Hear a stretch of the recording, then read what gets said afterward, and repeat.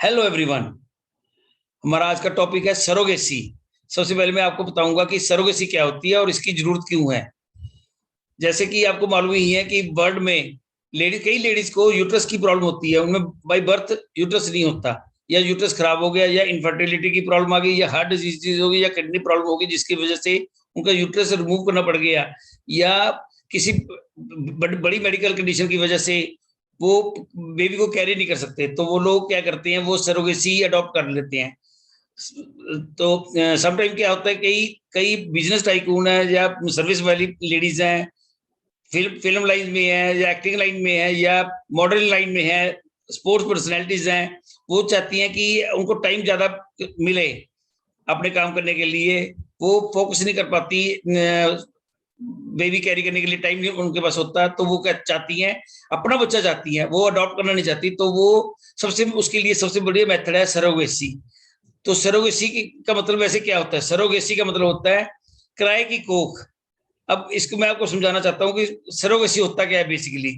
अब जैसे ये एक मेल फीमेल ये कपल है, इसमें मेल का स्पर्म लिया जाता है और फीमेल का एग लिया जाता है। दोनों की फर्टिलाइजेशन होने के बाद एक लेडी ढूंढी जाती है जिस जो मेडिकली फिट हो सरोगेटेड मदर बनने के लिए। फिर ये फर्टिलाइज्ड मटेरियल है जो इसको सरोगेटेड मदर के यूट्रस में इम्प्लांट किया जाता है। तो वहां से जो बच्चा पैदा होता है, बच्चा बच्चा पैदा होने के बाद सरोगेटेड मदर इस कपल को दे देती है। ये तो एक केस आ गया। सेकंड केस में क्या होता है, एक मेल है, फीमेल बाई चांस डेथ हो गई या नहीं है, तो मेल का स्पर्म ले लिया, एक फीमेल डोनर ले लेते हैं जिसका एग लेना है। स्पर्म और एग को लेके ये फर्टिलाइजेशन करती हैं। सरोगेटेड मदर, जैसे पहले मैंने बताया, एक सरोगेटेड मदर ली, सरोगेटेड मदर में फर्टिलाइज किया, फर्टिलाइज करने के बाद जो बेबी बॉर्न हुआ, बेबी बॉर्न होने के बाद उसको मेल मेल को लौटा देते हैं ये लोग। तीसरा तीसरा केस होता है, एक इसमें सिर्फ फीमेल है, मेल नहीं है, चाहे तो मेल की डेथ होगी या मेल है ही नहीं, सिर्फ फीमेल है। तो एक ये डोनर लेते हैं मेल जो इसका स्पर्म लेना है, स्पर्म लेते हैं, फीमेल का एग होता है जिसकी फर्टिलाइजेशन होती है। फर्टिलाइजेशन होने के बाद ये सरोगेटेड मदर में ट्रांसप्लांट करते हैं, ट्रांसप्लांट करके बच्चा होता है, बच्चा फिर फीमेल को दे देती है। एक केस होता है कि ये तो आगे बाहर से डोनर ले रही है। अब समटाइम क्या होता है, जैसे मेल है, मेल ये आ गया, मेल का स्पर्म ले लिया, जो सरोगेटेड मदर बनती है उसी का एग लेके फर्टिलाइजेशन की है। फर्टिलाइजेशन करने के बाद सरोगेटेड मदर में ट्रांसप्लांट कर दी जाती है। ट्रांसप्लांट करने के बाद जो बेबी बॉर्न होता है वो फिर मेल को दे दिया जाता है। दो तरह की सरोगेसी होती है, एक तो एल्ट्रुइस्टिक सरोगेसी होती है, एक होती है कमर्शियल सरोगेसी। एल्ट्रुइस्टिक सरोगेसी में क्या होता है, ये आउट ऑफ लव अफेक्शन होती है। इसमें सिर्फ जो खर्चा आता है मेडिकल फैसिलिटीज के लिए या खाने पीने का खर्चा वो ही लेती है लेडी, दूसरा खर्चा नहीं लिया जाता। जो कमर्शियल सरोगेसी है, कमर्शियल सरोगेसी में वो सारे तरह के खर्चे लेके साथ ही अपना मार्जिन भी ले लेती है ताकि वो उन्होंने बेबी को कंसीव किया। 2002 में इंडिया में कमर्शियल सरोगेसी को मान्यता मिल गई। इससे मेडिकल टूरिज्म प्रमोट हुआ। इंडिया में जो सरोगेसी की कीमत है रफली 2 लाख से लेके 15 लाख रुपये है।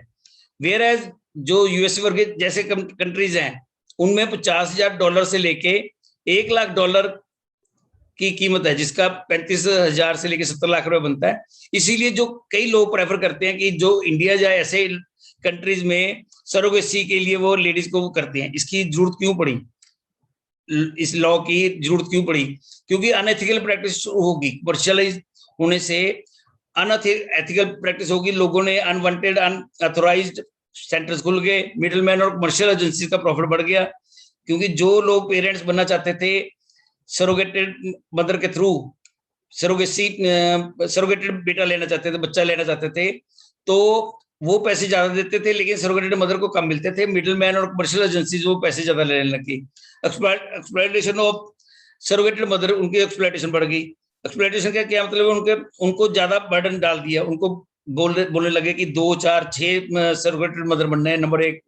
नंबर 2 पे उनको पैसे ना मिलना, उनको खाना प्रॉपर खाना ना मिलना, उनको वैसे कई तरीके से उनकी एक्सप्लॉयटेशन होनी शुरू होगी।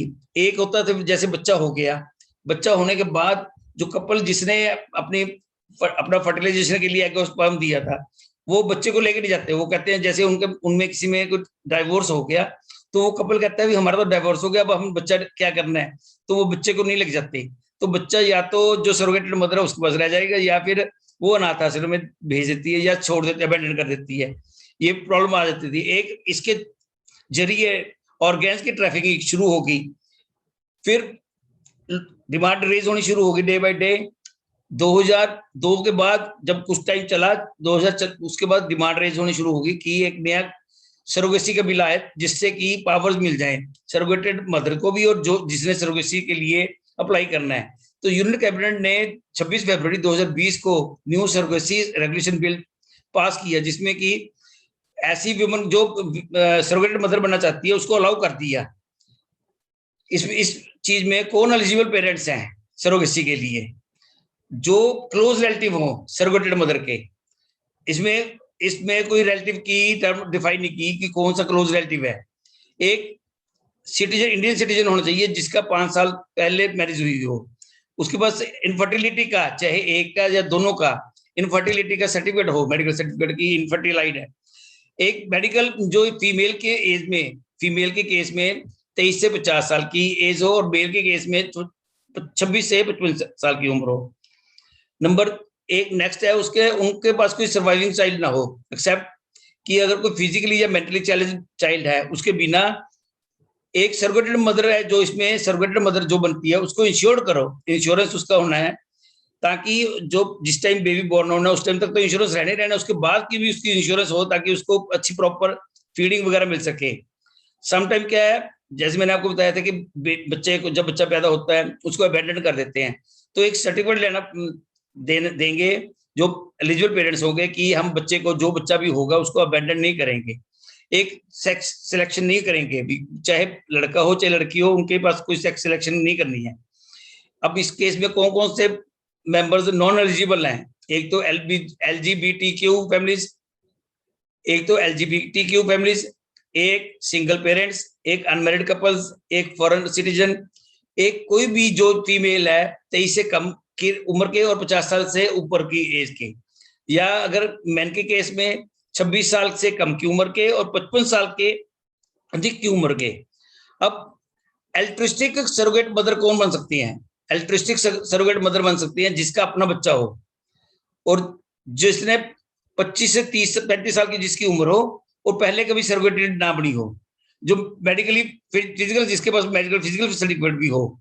आई होप आपको मेरी ये वीडियो पसंद आई होगी। इसको लाइक करें, शेयर करें, सब्सक्राइब करें। थैंक्स।